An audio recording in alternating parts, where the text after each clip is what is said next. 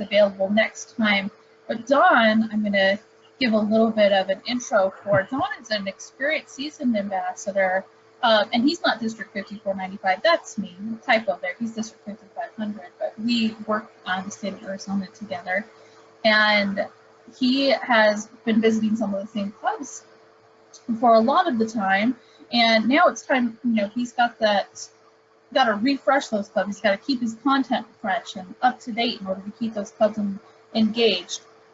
So I had brought him on to talk about how, if you've been working in districts for so long and you've been to these clubs, how do you switch up your presentation? How do you keep your presentation, your conversations up to date to keep these clubs engaged and keep them giving when they're going to be inviting you back year after year, and so forth. And it looks like, Don, were you able to get on? Well, let's hope so. Can you hear me? I can hear you. Hi, Don. Great. Welcome. That's great news. You mentioned earlier, I normally am in Tucson, Arizona, not far from the other, although I'm in District 5500. That's everything south of Phoenix. Yeah, but actually today I'm in New York City enjoying the East Coast. But thank you for inviting me to come on. It is interesting. It's a great challenge to have going to clubs, and I speak primarily to Rotary clubs that are already familiar with Shelterbox, because the question we face is how to keep them connected and how to present something new or interesting, which I really enjoy. The key to it that I've found is really we've got to find a way to engage them. And there's a couple ways to do that, to get the emotional connection. One is the title, and I always use a title about what's new with Shelterbox. The one I'll be using now is what's new in 2020, to give that idea that, there are things that they haven't heard before or want to know more about it. And that makes a big difference, even beforehand in getting that interest for those groups, so they get that sense.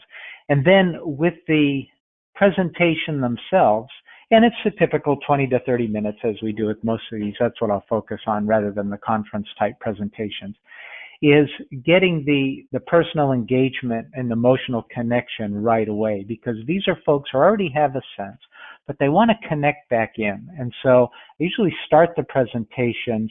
In fact, I do a lot of actually teach people on how to give presentations. I always mention that you start with one of three things: a fact, a question, or a story. And I almost always start the Shelterbox presentations either with a story or a question. And it'll usually tie into some information we're getting from these monthly calls or the slides that we have, to bring them right into it. A question I used recently, and there's always something timely we can use, is who thinks Shelterbox may have responded to the California fires? Because people have asked that. And so I put that out there, and then I'll get into that in a minute as the topic, because one of the topics that I found very helpful and very useful in coming back to an organization is to really spend time on Shelterbox's decision-making process for deployment, because there's always a lot of interest in that, in walking through the process. And then we have that wonderful slide that has about the 8 different questions or decisions, and I'll use that for the content, but I'll always relate it to some actual experiences that we've learned through Shelterbox, and whether it was Indonesia or more recently Paraguay, and of course the Bahamas, because that was most recent, and walk folks through and make them part of the process, so they understand the decision making as we go through it. So I'll take that approach. I use some of the same slides that we have. I'll always start with the one that has the big picture of the plane that was used and shows all the hundreds of Shelterboxes from the typhoon and back in 2004, which was, Shelterbox kind of, as I said, that's when we kind of exploded onto the world stage. And I'll use that. And I'll also say something like pointing out the size of the aircraft, mentioning that it's the largest type. And I'll always, particularly in a group of Rotarians, I'll mention that I don't know what type of aircraft that is, but I bet someone here does. And I guarantee you someone there always does. because of who we have as Rotarians. And it gets people engaged and interested. Ask them if they remember that 2004 typhoon, and folks do. So there's a connection, and then we'll go from there. I'll go, a little bit about the tents and the equipment, but the real focus is on what's new, and that allows the transition, not just talking about the decision to deploy, but then also getting into the use of shelter kits and how that becomes an even more cost-effective way for their money, their donations to go farther. So just having those different angles is a way to keep folks engaged if they've had a presentation, even in the previous year or a year apart. You give them a little bit of the same, but come in with something new. We'll also always spend some time, a minute or two, talking about the current deployments and using that perhaps to bring in some examples of the decision-making process. The Bahamas was a great one. And then it often leads to other kinds of questions, like in the past, why did Shelterbox go or not go into California or Puerto Rico or Guatemala, versus looking at the ones we are in, and having that slide with the deployments allows us to have those discussions. Another type of sub-program within this, when you're looking at what's new, is to talk a little bit more the second time in about the fact that we respond to not just natural disasters, but man-made disasters or conflicts as well, because folks tend not to think of those as much. And so I may spend more time using the examples from Cameroon, or again, more recently, Syria was the topic of interest. So I was able to explain how Shelterbox is involved there as well. So we're always able to use what's happening in the news and what's current, because as we all know, there's always something, and we can relate it back to Shelterbox. I also then, going through the process with this presentation, is always end on, again, that reminder of what's new. And that allows us to do one thing, and that's talking a little bit about the fundraising opportunities. And there's a slide there about the partnership with Rotary, and we're able to highlight that. But also now I'll also talk briefly about the pillars of recovery as a new way for individuals to give. You have to be careful with Rotary clubs. Some are more open to discussion of fundraising and some aren't, so you don't want to be heavy-handed with it. But a mention of it, having the materials on all the tables ahead of time, allows me just to make mention of what's on their table, and that's what's new, and they can ask me more about it after the presentation, etc.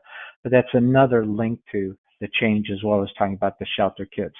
And I mentioned starting sometimes with a story. I always finish with a story, and ideally tie it to a slide. I had the opportunity to attend the Gates Foundation event there late August, and I mention that because I had the wonderful opportunity to talk with Jorgensen, who's one of the SRTs, who told me a wonderful story about an experience he had in Ethiopia, and even shared a picture from it. So I won't go into detail, but being able to finish with a story that's emotional, that provides that direct connection, makes a huge difference. And just those little pieces added into what might be kind of your standard outline for a Shelterbox presentation, I found makes all the difference. And it's one that, again, you can continue to update using the same format time and time again. So that's kind of what I found most effective in going back to a club or a presentation, is always let them know ahead of time you're going to talk about what's new, put in whatever's new or whatever's current, and that allows the audience to have an additional connection to it. Of course, one of the things I'll always do is know the record of that club ahead of time. So if they've given, a start off and finish by thanking them again, and always provide time for questions. And as our previous speaker found, you never, I don't know if you said this, but I'll say this, you never know the answer to every question. So it's always an opportunity to learn more about Shelterbox. But one of the things I do agree with is your passion comes across, and I'm delighted to continue to share that as well, and folks respond to that.